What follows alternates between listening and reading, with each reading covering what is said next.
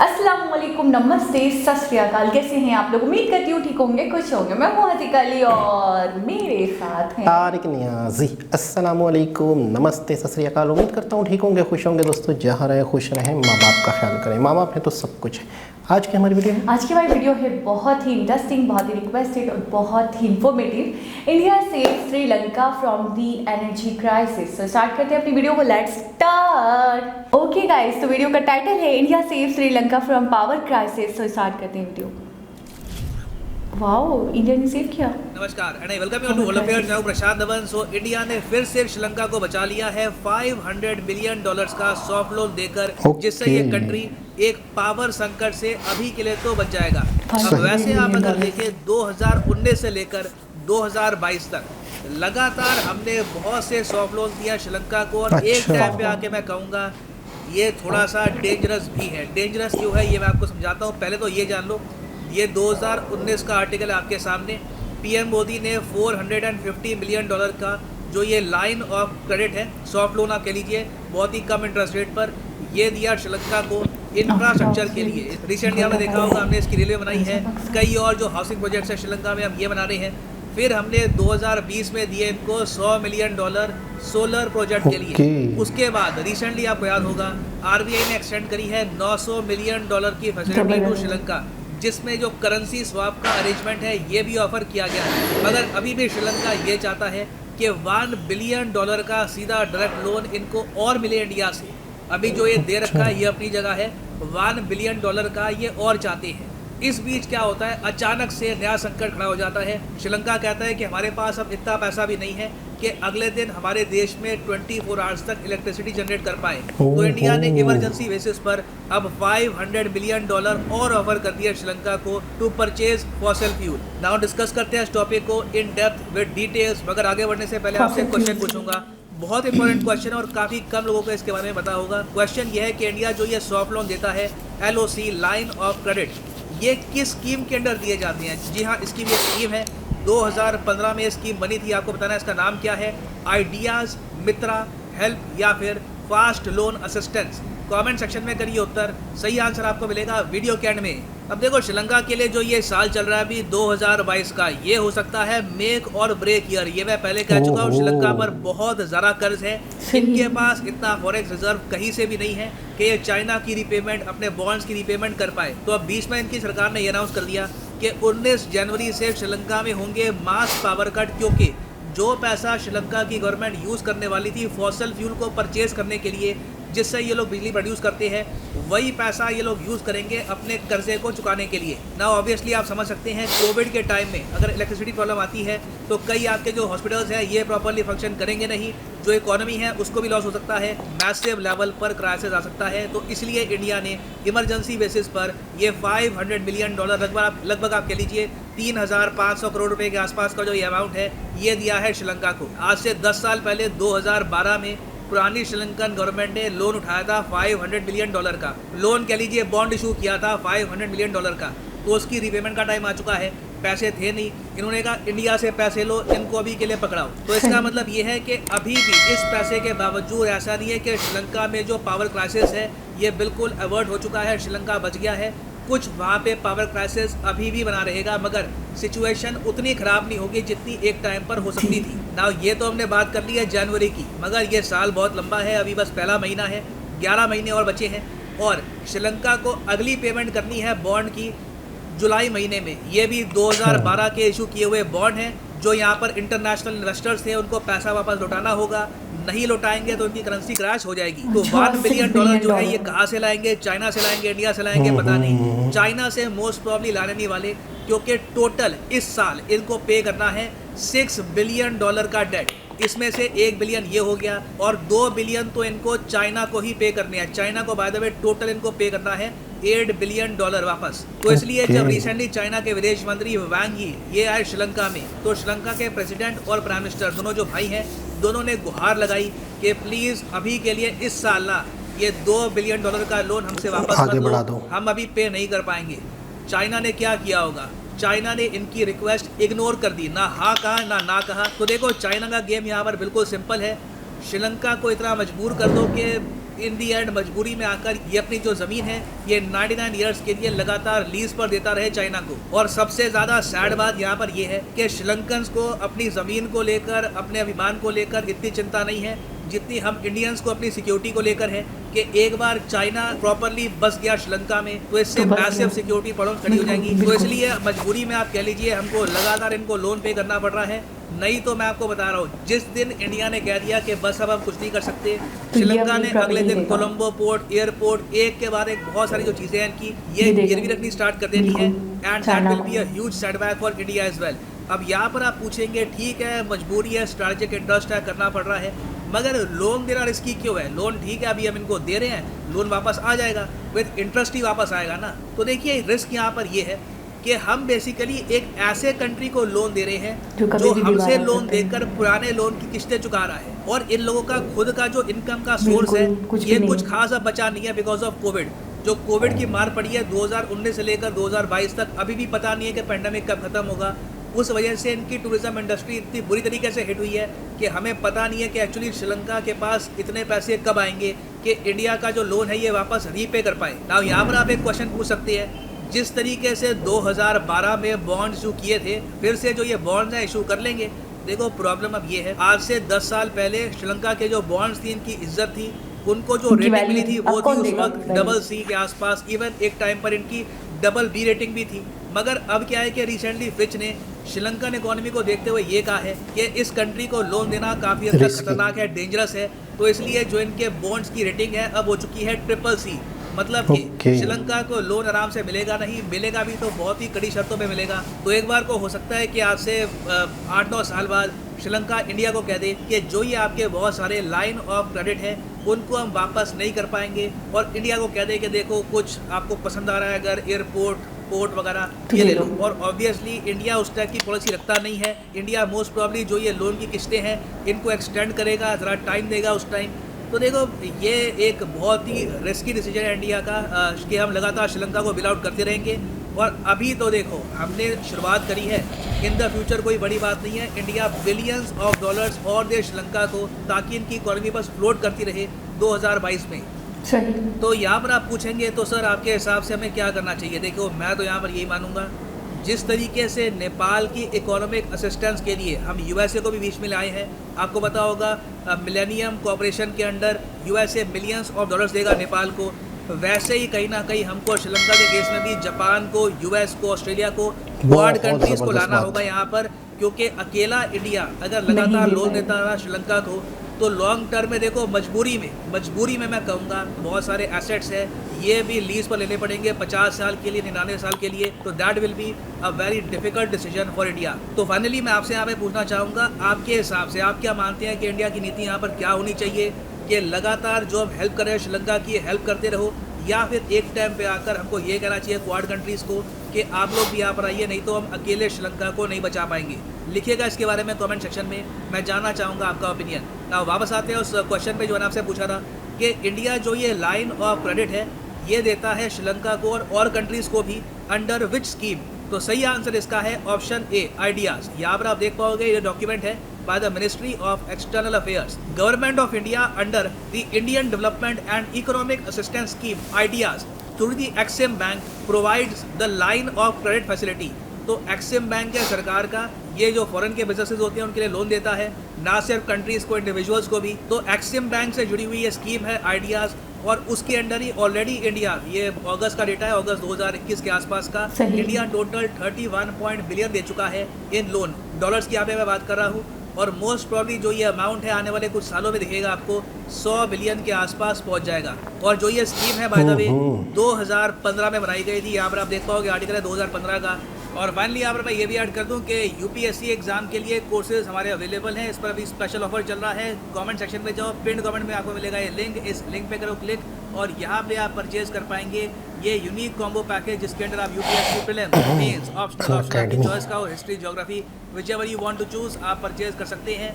और अभी के लिए यहाँ पर प्राइसेस काफ़ी हद तक लो है। इसके अलावा आपको एडिशनल 3 मंथ्स फ्री मिलेंगे अगर आप 18 मंथ्स एंड अबव का जो कोर्स है ये करते हैं परचेज। तो अगर आपके पास टाइम है, अगर आप मान के चल रहे हैं कि 2-3 साल बाद एक प्रॉपर अटेम्प्ट होगा यूपीएससी का, अभी प्रिपेयर करना है, ग्राउंड वर्क तैयार करना है, तो this is a great way to prepare yourself for the UPSC examination.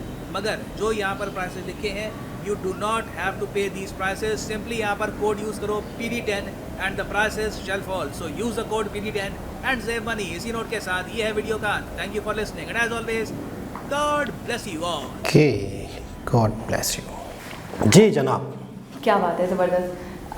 यानी कि एक दफ़ा फिर से इंडिया ने कोशिश की और श्रीलंका को बचा लिया क्राइसिस से। लेकिन बस यही सवाल है एक जो घूम फिर कर मेरे दिमाग में आता है कि इंडिया हेल्प कर तो सकता है और कर भी रहा है, लेकिन कब तक?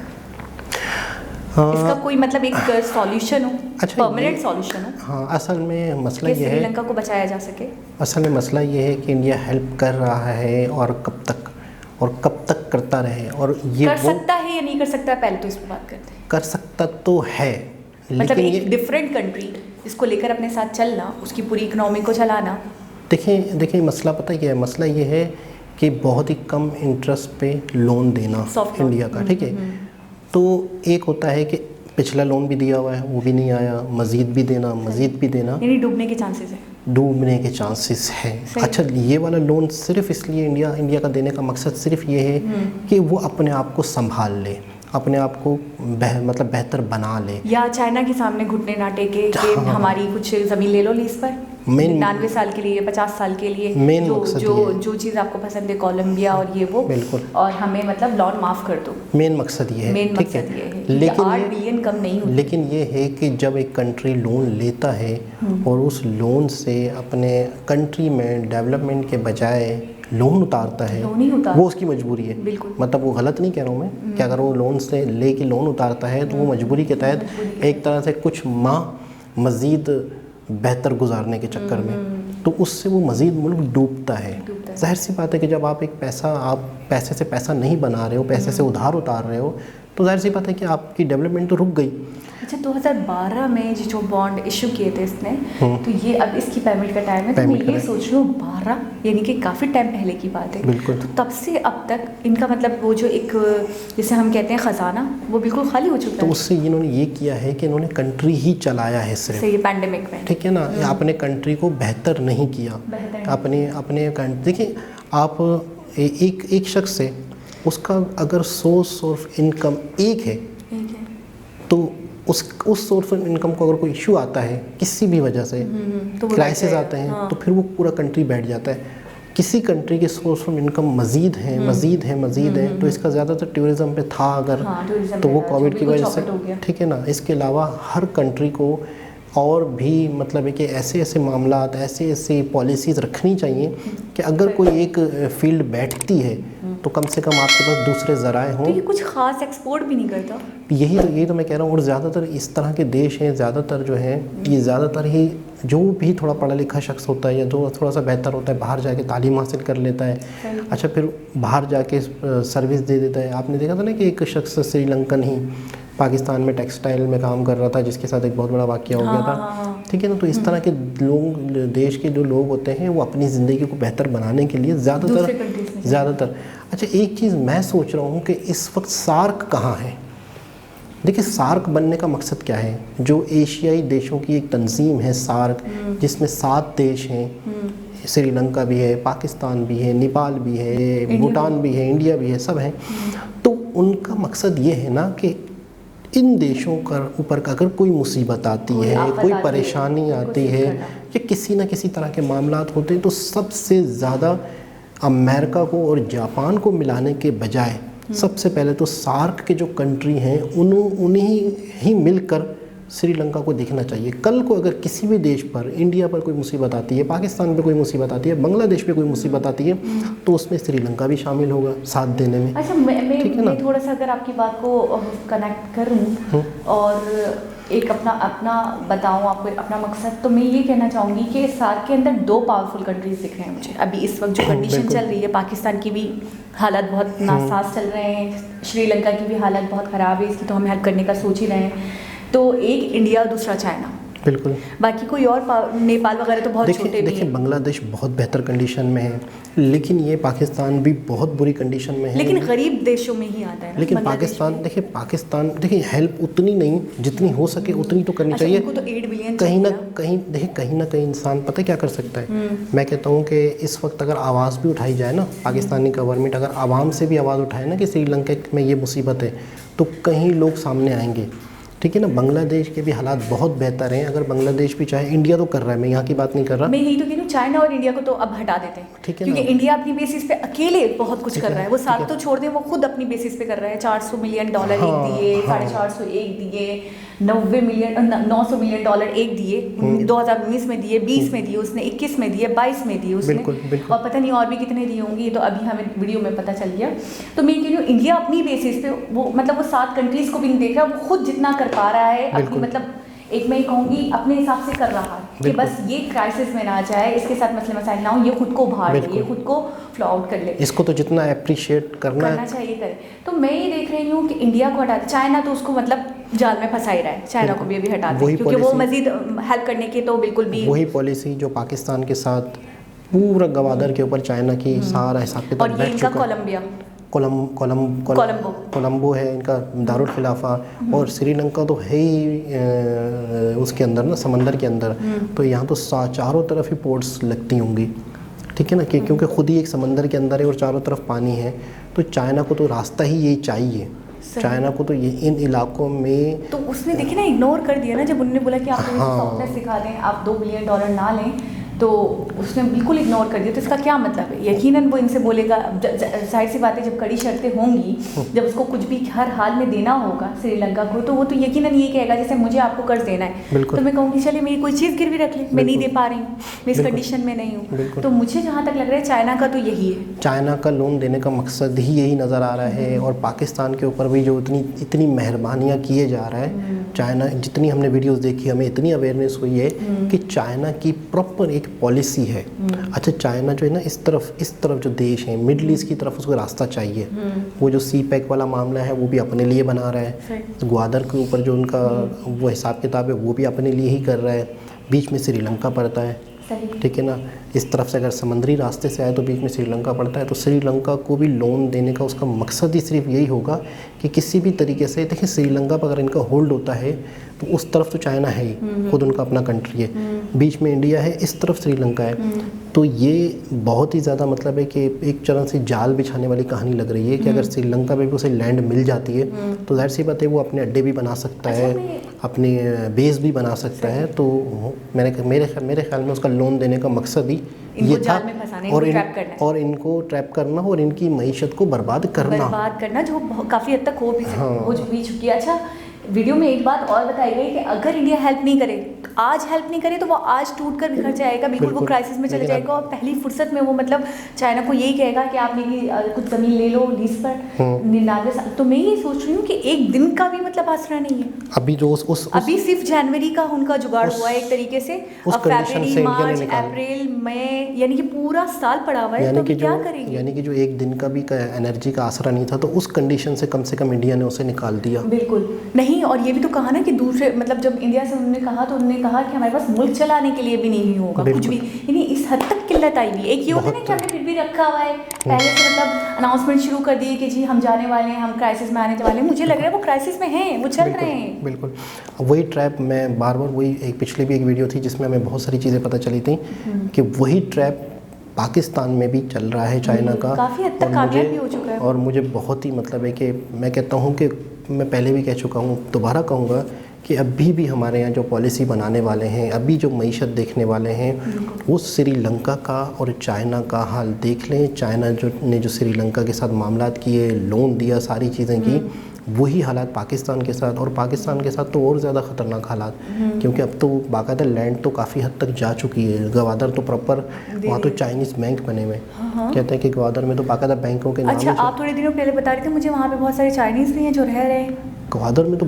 आपको चाइनीज़ बहुत भरपूर मिल रहे हैं, सब्जियाँ ठेले लगा के ये बिल्कुल भरपूर मिल रहे हैं। मैं बता रहा हूँ, बैंक मतलब समझे एक तरीके से उन्होंने अपनी सोसाइटी पूरी बसा ली। चाइनीज़ की बैंक जो चाइना में बैंकें हैं वो गवादर में दिख रही है। तो ये एक तरह से बहुत ही ज़्यादा प्रूव है कि इन फ्यूचर यानी कि चाइना का मकसद ही दूसरे कंट्रीज़ की अच्छा, लैंड बॉन्ड हासिल। इशू करने का जो टॉपिक था वो ये कह रहे हैं कि बॉन्ड इशू कर नहीं पाएंगे क्योंकि बॉन्ड की वैल्यू बहुत ज़्यादा गिर गई है। 2012 में जो हालात थी की वो वजह से। अभी नहीं होगी, कोई नहीं लेगा। तो लेगा कोई नहीं, और अगर लेगा भी सही तो बहुत कड़ी शर्तों के के साथ। तो ये कि हमारी दुआ है कि इंडिया के और श्रीलंका के, श्रीलंका का अलमिया मैं तो ये कहूँगी पाकिस्तान को देखना और सबसे पहले पाकिस्तान के साथ ही जो सारे सार्क कंट्रीज़ हैं, जो इंडिया तो अपना अकेले में किरदार अदा कर रहा है, लेकिन सातों कंट्रीज़ को इस बुरे वक्त में साथ देना चाहिए, क्योंकि ये बुरा वक्त कल किसी पे भी आ सकता है, नहीं भी आए लेकिन फिर भी अब उन 7 कंट्रीज़ का मकसद ही ये सार्क कॉन्फ्रेंस का या 7 कंट्रीज़ की बनाने का मकसद, एशियाई सार्क है, बिल्कुल मकसद ही यही है कि एक दूसरे के साथ जुड़ के रहना, अच्छा, एक दूसरे के मामलात को सही रखना। अभी अमेरिका, रशिया या फिर उनकी दूसरी तरफ से कंट्रीज़ का अभी अमल दखल नहीं है। अभी तक तो कोई नहीं है ऐसा, अभी कोई ऐसी खबर होती तो लाजमी इसमें जिक्र यानी होता। कि वो हेल्प नहीं कर रहे अभी तक तो कोई ऐसी खबर होती तो लाजमी सही है, इसमें वीडियो में जिक्र होता। खैर, एक बहुत ज़बरदस्त वीडियो, इन्फॉर्मेटिव वीडियो थी, जिसका थोड़ा सा हमें पहले भी आइडिया था, मज़ीद ये इंडिया ने हेल्प की है, इंडिया ने बचा लिया। तो एक बहुत ही खूबसूरत अच्छा इनिशिएटिव। दोबारा किसी और वीडियो के साथ आपसे मुलाकात होगी, जब तक के लिए अल्लाह हाफ़िज़।